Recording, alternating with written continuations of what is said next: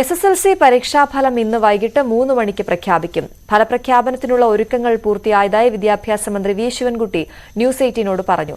വിദ്യാർത്ഥികൾക്ക് ഉത്കണ്ഠ വേണ്ടെന്നും വിദ്യാഭ്യാസ മന്ത്രി പറഞ്ഞു. ഫലപ്രഖ്യാപനം പതിവിലും 2 ആഴ്ച നേരത്തെ ആയതിനാൽ ക്ലാസുകളും നേരത്തെ ആരംഭിക്കാനാകും. 4,66,261 വിദ്യാർത്ഥികൾക്കാണ് ഉപരിപഠനത്തിന് അവസരമുണ്ടാവുക. മലബാറിൽ ഉൾപ്പെടെ +1 പ്രവേശനത്തിന് ഇത്തവണ പ്രതിസന്ധി ഉണ്ടാകില്ലെന്നും മന്ത്രി പറഞ്ഞു. കേരളത്തിൽ നടക്കുന്ന ഏറ്റവും വലിയ വിദ്യാർത്ഥികളുടെ പരീക്ഷയാണ് SSLC എന്ന് പറയുന്നത്. അതുകൊണ്ട് തന്നെ ഒരുപാട് പ്രാധാന്യമുണ്ട്.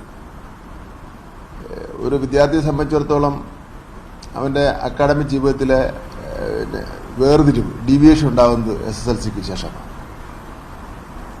അപ്പോൾ എങ്ങോട്ട് തിരിയണം എന്നൊക്കെ ആലോചിക്കുന്നത് അതിന് ശേഷമാണ്. അപ്പോൾ അതുകൊണ്ട് തന്നെ രക്ഷകർത്താക്കളും ഉത്കണ്ഠ ഉണ്ട് തൻ്റെ കുട്ടിയെ സംബന്ധിച്ചിടത്തോളം.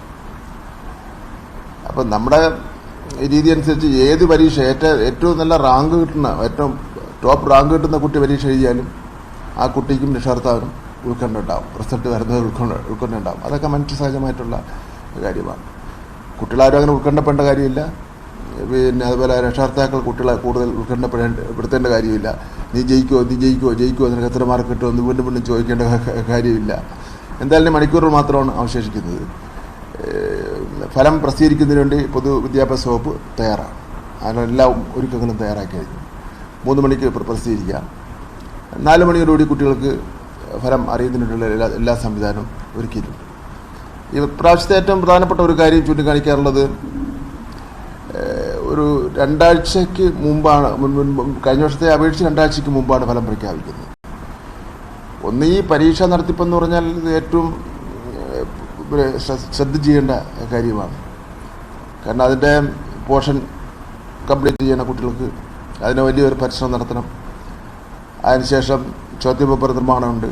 അതാണ് 1 മാസക്കാലം നീണ്ടുന്ന ഒരു ക്യാമ്പാണ്. രഹസ്യമായിട്ടുള്ള പ്രസിൽ പ്രിൻ്റ് ചെയ്യണം. അതിനുശേഷം പരീക്ഷ ചോദ്യപേപ്പർ കൊണ്ടുവന്ന് ട്രഷറിയിൽ സൂക്ഷിക്കണം. ട്രഷറിയിൽ നിന്നൊക്കെ എടുത്ത് കൊടുക്കുമ്പോഴൊന്നും മാറാൻ വേണ്ടി പാടില്ലല്ലോ. അത്ര ജാഗ്രതയോടെ കാര്യങ്ങൾ ചെയ്യേണ്ടതായിട്ടുണ്ട്. അപ്പം അത്രയും ജാഗ്രതയോടെ നടത്തുന്ന ഒരു പരീക്ഷയാണ് ഇപ്രാവശ്യം. ഞാൻ നേരത്തെ പറഞ്ഞ പോലെ ഇങ്ങനെ ഒരു നേരത്തെ റിസൾട്ട് പ്രഖ്യാപിച്ചതിൻ്റെ അടിസ്ഥാനത്തിൽ നമുക്ക് ക്ലാസ് 2 ആഴ്ച മുമ്പേ ആരംഭിക്കാൻ വേണ്ടി പറ്റും. 1ാം വർഷ ഹയർ സെക്കൻഡറി. ഇപ്രാവശ്യം വേറൊരു പ്രത്യേകതയുള്ളത്, കഴിഞ്ഞ പ്രാവശ്യം ഈ ഉന്നത പഠനത്തിന് അവസരം ലഭിക്കാത്ത വിദ്യാർത്ഥികൾക്ക് വേണ്ടിയുള്ള സീറ്റ് ഒക്കെ വർദ്ധിപ്പിച്ചത്, ബാച്ചും അഡീഷണൽ സീറ്റും ഒക്കെ വർദ്ധിപ്പിച്ചത് 1 അലോട്ട്മെൻറ്റ് 2 അലോട്ട്മെൻറ്റും 3 അലോട്ട്മെൻറ്റും കഴിഞ്ഞ ശേഷമാണ്. ഇപ്രാവശ്യം കഴിഞ്ഞ വർഷം അനുവദിച്ച അത്രയും സീറ്റും ബാച്ച് സെയിം സംഗതി കഴിഞ്ഞ ദിവസം മുഖ്യമന്ത്രി മുൻകൈ എടുത്തിട്ട് ക്യാബിനറ്റിൽ വെച്ച് തീരുമാനമെടുത്തു. അതിൻ്റെ അടിസ്ഥാനത്തിൽ എന്ന് വെച്ചാൽ നമ്മൾ 1 അലോട്ട്മെൻറ്റിൽ തന്നെ ഈ ഇത്രയും കുട്ടികൾക്ക് കൂടെ അഡ്മിഷൻ കിട്ടും. അപ്പോൾ കഴിഞ്ഞ വർഷം ഈ കുട്ടികൾക്ക് 1 മാസക്കാലം കഴിഞ്ഞിട്ടാണ് ക്ലാസ്സിൽ കയറാൻ വേണ്ടിയുള്ള അവസരം കിട്ടിയത്. അപ്പോൾ ഇതിലൊരു പ്രശ്നമുണ്ട്. പൊതുവിലുള്ള ഒരു